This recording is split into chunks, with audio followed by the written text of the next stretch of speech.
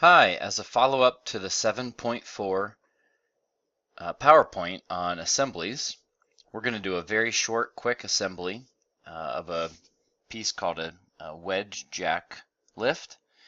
And to give you a picture real quick of your building, it's going to look something like this when you're done. Okay, and we've got a screw that basically, as it's turned, the idea is that this piece right here, is going to slide along the threads of the screw, and it's going to move forward or back along the screw like linearly, and that's going to slide it on this inclined plane. And so that's going to make this be a little taller or shorter. Okay. So the distance effectively from here, from the very top plane to the bottom plane, gets higher, and that's how it's lifting. It's a jack. Okay. So we're going to build that. And you need to get some files. So for right now, this year, as I'm making the video, we're using Angel. And here's my assignment page. We do have the instructions here, 7.4 assembly models PDF, that I'll be flipping back and forth to right here. Okay, so you can pull that up. You can right click and say open link in new tab and just have it in your browser right there. You can go back and forth. Here's a copy of the PowerPoint that we just covered in class. And here are the 3 inventor part files. So you don't need to make the parts. We're simply going to work on the assembly. So first, let's download these. You're going to right click and you're going to say save link as, and go to your documents. And we've been using a folder, my inventor files. And right now, let's go ahead and make a new folder. Whenever you do an assembly, you want all the parts in the assembly file to be in the same folder. So let's establish a folder right now. For this, we'll call it the jack lift. Okay, so I'm going to right here say new folder. I'm going to call this jack lift. Double click on that to be inside the jack lift folder.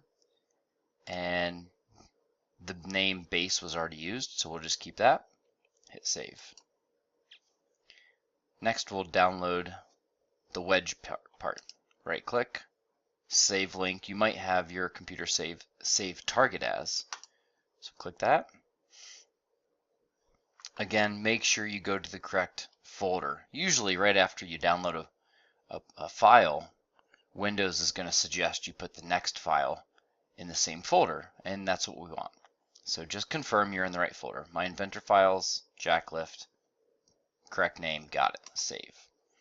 And last, we'll get the wedge screw, save link as. Again, confirm the folder, it's good, save. Okay, so you now have the correct 3 parts. Next, we need to begin a new file in Inventor that's going to be an assembly file.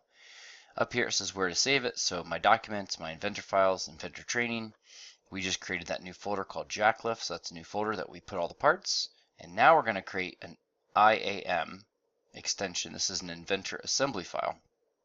So I'm going to go over to Inventor, and you can click on New to bring up this window where you can see all the different file types that we've been using. We have part files, assembly files, drawing files, and presentation files. So for this activity, we're going to be assembling the 3 parts. So we're using a standard.iam file type. Click on that and create. Okay, so here's a blank assembly.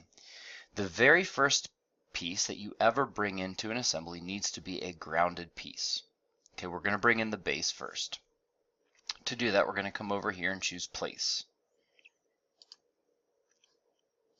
You may have to navigate to the correct folder and just use your correct file path. Okay. So for me, let's see, I'll go back and do, those are my documents just to show you, my inventor files. I made that folder called jacklift, and there you go. So you might have to navigate to the correct folder, and we're going to bring in the base. So I'm going to click that. I even have a preview right here of that piece. Click open. Okay, I'm going to zoom out a little bit so I can see it. Now, don't click too fast. I'm going to right click. The very first piece you ever bring into Inventor, we'd like it to be grounded. So you're going to right click and you should be able to find this option, Place Grounded at Origin. Now I'll left click on that choice and Inventor brings in that piece and it is grounded, meaning it has been locked down and can't move. It can't rotate. Now I can change my view. I can rotate my view and I can pan around. I only want one of these parts. Inventor's willing to let me left click and bring it in more times, but I'm going to right click and say OK. So a part generally has 6 degrees of freedom. That is because it can slide along the x-axis and it can rotate around the x-axis. So that's 2 degrees of freedom right there. 2 more for the y. You can slide up and down along the y-axis and you can rotate around it. So that takes you to 4. And 2 more for the z, moving along the z-axis as well as rotating around the z-axis. By grounding this piece, it's locked down so that if I try to click on it and move it, it's not going to spin, it's not going to slide. We can change our perspective, but that's different. Notice over here in the browser, the base part shows up and there's a little push pin. That push pin means it's grounded. If you bring a part in and forgot to ground it, you can simply right click on that part and in the browser you should be able to find grounded. It will be unchecked. Simply select it and that will check it. And then you'll get the push pin and it'll be locked down. Okay, let's go ahead and bring in the other 2 pieces. Place. Again, you may need to go to the correct folder. So we brought in the base. Next I'm going to bring in the wedge.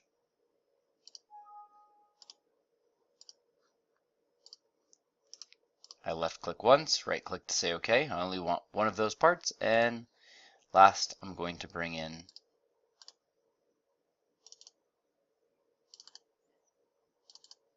the wedge screw.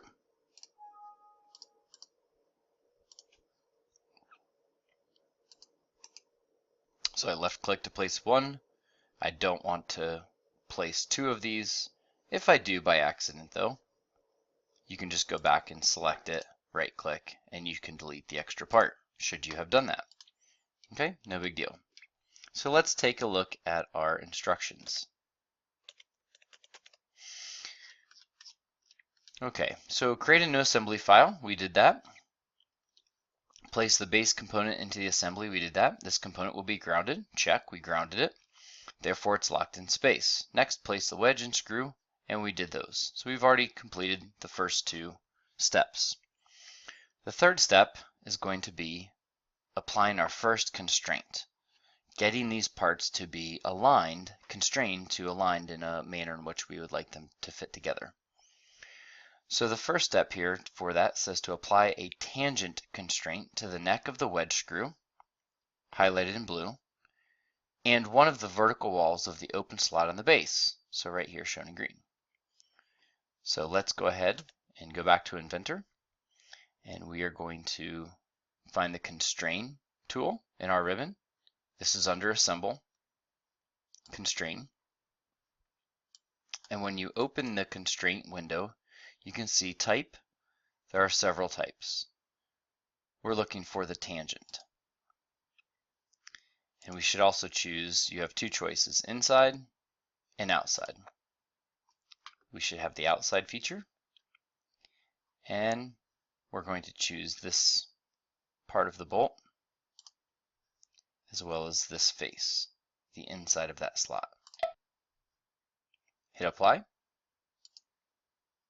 and we'll close that window. This might look like it's moving all around still, but that's kind of an optical illusion because of the isometric view we have. If I rotate to the front and I try to move this part to the right, you'll see that I can't move it to the right. I also can't move it to the left. I can move it up and down, and if I rotate 90 degrees, you can see that I can move it left and right this way. Okay, so, and it's still even spinning or rotating, you might be able to see.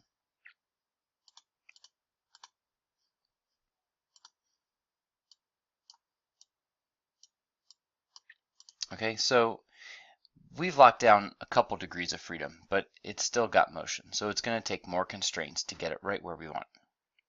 Let's go back to our steps. Next, it says apply a mate constraint to the back face of the base component, highlighted in blue, and then the circular face of the underside of the wedge screw. So we'll have to rotate this around and kind of look back from over here, looking back, and look at the back side there. This is really a spacer on a bolt, and we want to get the spacer here that's facing the blue. We want those to be a mate. So we want those planes to basically kiss each other to mate. Okay, so let's perform that step. Right now, because of the view I have, I've already got this face right here. It's that donut shape right there that I'm going to get, and then I'll rotate around and have it mate with the back. So let's do a constrain. This time I want a mate, and right here I want, this is an oppose mate. So with those selected, I'm going to choose this face, and then I'm going to rotate around. Let's come up from underneath so that part's not in my way, and I'm going to choose this face. Hit apply and close. All right. Next, we want to get the wedge to be constrained to the base. So we need the angled underside. The picture in the handout actually makes it could be just an optical illusion, but it makes it kind of look like, you know, this is a right angle to me. I don't know, but if you looked at this face here, this edge, you want the underside to be the angled plane. Okay, the one that's not perpendicular to that edge. So let's come back here and take a look at this piece. Notice how this top edge right here and this edge are making a 90-degree angle. This is the angled plane. So we want that angled surface to then be mated to this angled surface. Okay, I'm going to go ahead and move this over here a little bit. We're going to do, again, a mate, an opposed mate. So I want this surface, and I want the underside of that. So I'm going to grab this bottom corner so I can look from underneath and grab that and hit apply and close that window. Okay, it's obviously not orientated the right way. I've got the right two faces together, so that's good, but it's going to need to be rotated around. Now, some of you might like to use this free rotate where you can grab the part and twist it around, but really you are still going to have to come back and use your constrain tools. You're not going to get it exactly where it needs to be, and even if you did, it's not constrained. So I would encourage you to try not to spend too much time on the free rotate tool and trying to get things into the exact position, and just go ahead and use the constrain tools, and as you create more constraints, the object will rotate and slide into the correct position. Okay, so next up, we're going to apply a mate constraint between the center axis of the threaded hole, highlighted in blue, okay, and the center axis of the wedge screw. So you can use this same mate constraint and you can mate axes. So let's give it a try. Come back over here, constrain, mate, and move your mouse and look for hovering around until you get the center axis of that hole. So I'm going to choose that. I'm going to come over here and do the same thing with this bolt until I get the center axis highlighted, and then select that. Notice how that part just rotated around for me. Hit apply and close that window. Okay. The 7.4 activity asks us to go ahead and apply a flush constraint to these, but I would ask that you don't do that. Okay, I'll show you why in a second, I guess, right now. So right now the idea is that as you would rotate this bolt, okay, a bolt is really just an inclined plane that's wrapped around this. So the threads that, it's a tapped hole on the inside of this wedge would be traveling along that inclined plane, along those threads. And so it would move linearly along the bolt. So it's going to have to move, this kind of, for my orientation, it's going to have to slide up and left this way, right? Or as I rotate the bolt in the opposite direction, it's going to slide back. Well, if I apply a flush constraint, that would make this, go ahead and do it real quick and then I'll delete it. It'll make this surface and this surface be flush. Okay, a flush mates where they're pointing, those faces point in the same direction, but they have to be in plane, kind of coplanar. But if that's the case, it can't slide anymore. Okay, so that doesn't seem very realistic, because as I would turn this bolt, this would want to slide forward and these would not be flushed anymore, right?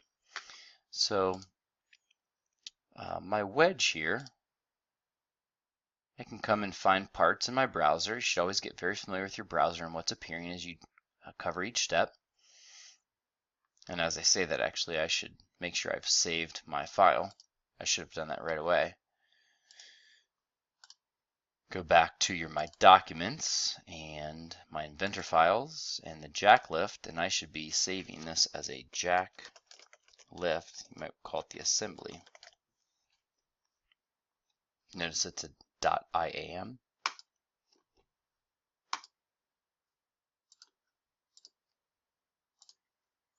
When you get all those windows, just feel free to say OK or yes to all. Make sure that it's saving. But I'm going to delete that flush so I can right click on a constraint that I just created, or previously at some point, if it's not the last step and you're not sure about hitting just the back button, you can find the one. Notice that it highlighted and you can delete it. So now I'm back to where that wedge can actually travel. Okay, so even though we're skipping the flush constraint here, you can come down to perform an interference analysis, and I'll show you how to do that. Under the Inspect tab, we have an Analyze Interference, and we can go and look and see, are there parts that are interfering with each other? And we're going to try that with the wedge and the wedge screw. So part 1, define set number 1 is going to be the wedge. I'll click define set 2 and I will choose the, well, something happened. I think something was already selected. The wedge, change here to the screw, the bolt, and then hit OK. And it tells me that I have a total interference detected with a volume of 0.184 cubic inches. All right, so we want to see that. So we've got basically an interference fit as this bolt intersects with that. So it could be just the threads, cutting it apart, things not being perfectly aligned. Maybe that wasn't a tapped hole and it needs to be a tapped hole so that the threads, but basically the bolt and the hole on the wedge are interfering just a little bit with each other. Okay, another thing that we're going to show you is just how to change some views, and you can play around with different views. But this last step here says revert to a wireframe screen mode and perform the screen grab. You don't have to do your snip or screen grab in this thing, but I'll show you how to change this view. So we're going to go to the View tab, and under Visual Styles, we're on Shaded right now, and you'll notice there's other choices. So there's a wireframe feature, just gives a different view. Okay, it's kind of like turning all your edges into lines and being able to see through the part. There's another one with hidden edges. Feel free to go in here and just play around.